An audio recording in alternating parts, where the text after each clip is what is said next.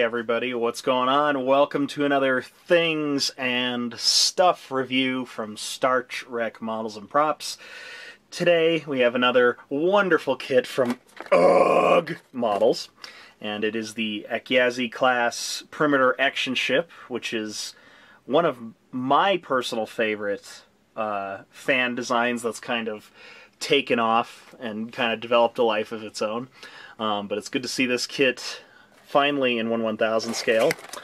I think there was a kit of this a long time ago, but I'm not sure, like by Nova Hobbies or something. I don't know if it was 1000 or not, but anyway, regardless, all those are gone, and now we have something brand new, and it's pretty awesome, so let's check it out. So you see we have a nice thing of smattering of parts and documentation.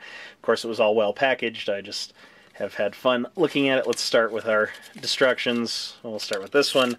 Obviously, tips and tricks for new modelers and stuff like that, so make sure you read that and look up tips if you've never worked with resin before.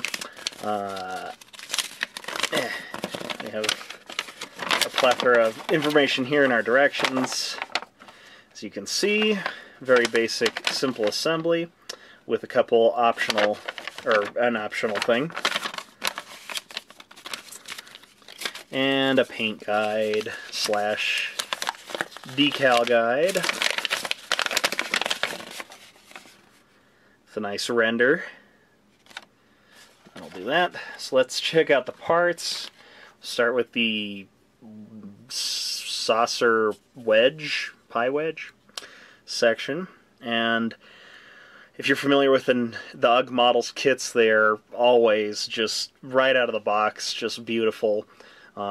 Beautiful, crisp, clear detail, great moldings, hardly any flash. Stuff that I don't even know how they mold some of this, like just all this detail. There's so much in this. Let's see if we can get really... Like, look at all that. The torpedo, like the torpedo launchers all have the like detail around it and all this stuff. Escape pods. All that stuff. Docking port, windows, bridge docking port.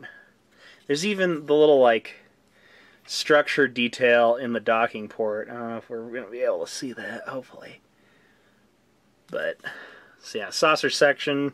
And this, I hope they release just this bridge as its own, like, upgrade add-on part, because I'd love to put that on some other stuff. And let's check out the pylons. And another fantastic thing about these pylons is, let's see, right here, notice there is a brass rod cast into it, and that'll ensure it won't droop and sag over time. Got a nice impulse crystal, and the kind of inset sensor detail, which is very, very nice. So got that. Let's check out these very cool little spindly nacelles, or at least the main body of them. Excellent detail.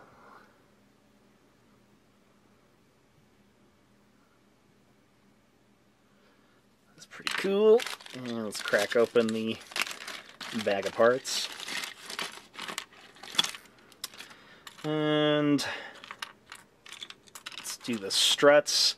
These are the struts that attach the saucer to the secondary hull, the pylons, impulse deck. And you'll notice they have more piano wire cast into there, so that way it'll plug into the back of the saucer and then up into the pylons. So not only is it not going to droop, but it'll have a really nice secure connection with that. You'll have to drill out holes, which we'll do here in a minute. Probably off camera. These are parts of the nacelles.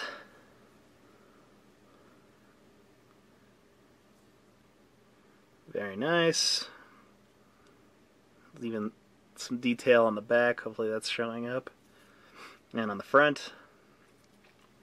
So we got that. We got that. Here's the engineering section, impulse drive section. That goes underneath. Impulse engine, attachment point, phasers,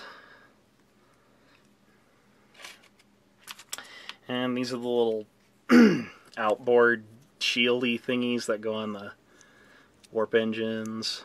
So you got some nice paneling detail on the outside, and then even better cool detail on the inside. And more parts of the engines.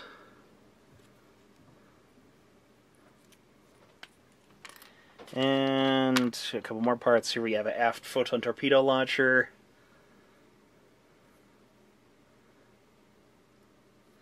Nice detail. And this part, which is optional, so you can make two different kinds of ships, but we'll get into that here in a bit. It's the little sensor that droops down if you want to make the Akula class, but it's completely optional. And of course, as always, a fantastic, awesome mission patch style base. And last but not least, we have a nice sheet of Alps printed decals. So we've got Akiazi, Yuri, Akula, Kirill, and yeah, so those are beautiful, excellent decals. So that's the kit. And what is a Star Trek ship without a overly thought out, very complicated technical manual? And we can check out just really quick just some of the options you have with this base kit. I found this a couple years ago, but I think it was made in, let's see if I can get this in here. Was it early 90s, 2000, 92? So this thing's been around for a while, and I don't know if it predates this or not, or if this is like the original publication of it. But fantastic tech manual with so much stuff just for this. This is all for the Akiazi type, and then its subclasses and stuff like that.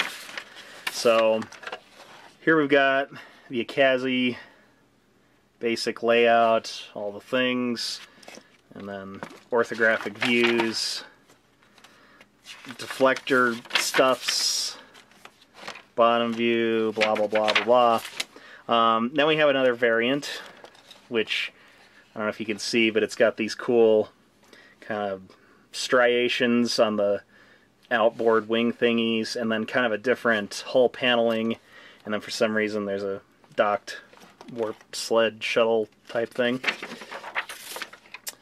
And then you're going to get this fold out deck plans, which is pretty awesome. This really has nothing to do with the kit, but we're trying to find all the different variants of this ship. Here's another one, the Arbiter, and it's kind of got, and some of these will require some scratch building, and maybe at some point they'll come out with some of the, like the different bridge and stuff like that, but you can see there's kind of a new piece that goes along there. Different hull panelings, little docking ports.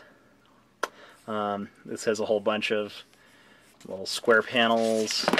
There's my heat shrink tubing. And oh, here we go. Yeah, this guy right here. The Talents. Like, look at that crazy, bizarre looking Aztec pattern. Or whatever hull paneling pattern. Like, that'd be pretty fun to paint. Or terrifying, you know, however you want to look at it. But there's just an option right there you can do. And like I said, you might need, if you really want to get nitpicky, you'd have to redo the bridge and this bridge in between, but probably wouldn't be too bad. Or even just do this, just paint it on it, probably. That would be the spectacular thing with that. A little bit different bottom. Is there more? Probably. You can kind of see size comparisons, more fold-outs, and then a whole just series of diagrams, every single deck, all that stuff. Oh, here you go. Here's the one with the sensor dingus comes down. So just this one little kit, you have tons of options to do all sorts of cool stuff with. So I'm going to go ahead and drill out all the little holes needed, and we'll slap it together so you can see what it looks like. Alright, and we're back, and here's our completed model. You can just kind of see what she looks like when it's put together. Please stay together. I haven't glued anything, it's all just kind of snap fit. But it might fall apart, we'll see. But I'd say if you're a first-time modeler, this probably isn't a good kit to start off with. Just if you're very first time, but if you've had a little bit of experience under your belt, then it'll probably be okay. Because that might happen. But because you're gonna have to drill little holes for these guys, holes for here, and not drop it. Let's see if I can get it back together, ish. Well, let's go like that. At least you got to see partially. Yeah, like I said, maybe not if you're a very beginner resin modeler, because there's just kind of some areas like drilling these and, you know, getting these guys to fit and everything. It's kind of, you know, goes together in a very specific way to get everything lined up. But if you've worked with resin models or model kits in general, this is a fantastic little kit. Just for size comparisons, let's throw in a refit saucer, just so you can kind of get an idea about how big it is. The rest of it, kind of a little bit of an idea, but yeah. So I love this kit. It's awesome. I can't wait to build it. I haven't decided if I want to do this version or hopefully it'll stay together. The SensorPod Akula version. But I'll probably have to do both at some point, so I'll probably pick up another one. But yeah, that's pretty cool.